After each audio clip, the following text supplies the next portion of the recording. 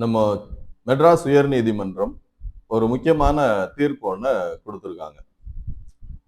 ஓட்டுநர் குடிபோதையில் தவறு செய்திருந்தாலும், விபத்து ஏற்படுத்தி இருந்தாலும், அந்த இன்சூரன்ஸ் கம்பெனி பாதிக்கப்பட்டவருக்கான இன்சூரன்ஸ் தொகையை கொடுக்கணும் அப்படின்றதான் அந்த தீர்ப்பு.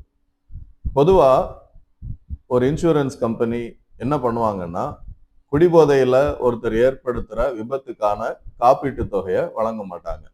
ஏன்னா அவரு போதையில செஞ்சதுனால இதுக்கு இழப்பீடு வழங்க முடியாது அப்படின்னு சொல்லி யூஸ்வலா சொல்லுவாங்க.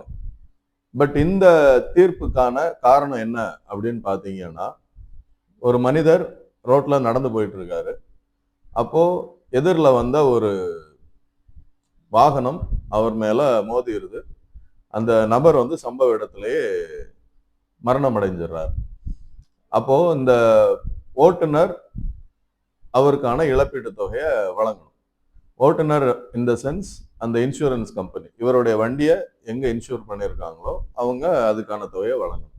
அப்போ அந்த இன்சூரன்ஸ் கம்பெனியில இருந்து அவங்க கொடுக்குற விளக்கம் என்ன அப்படின்னா, அந்த ஓட்டுநர் மது போதையில குடி போதையில இந்த ஆக்சிடென்ட்டை பண்ணதுனால இந்த தொகையை நாங்க வழங்க முடியாது அப்படின்னு சொல்றாங்க.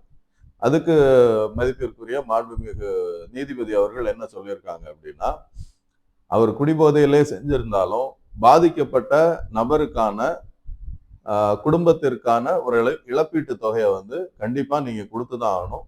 அதுக்கப்புறமா அந்த தொகையை குடிபோதையில இருந்து அந்த டிரைவர்கிட்ட இருந்து நீங்க வசூல் பண்ணிக்கங்க அப்படின்னு சொல்லி ஒரு முக்கியமான ஒரு மைல்ஸ்டோன் ஜட்ஜ்மெண்ட் ஒன்று கொடுத்துருக்காங்க.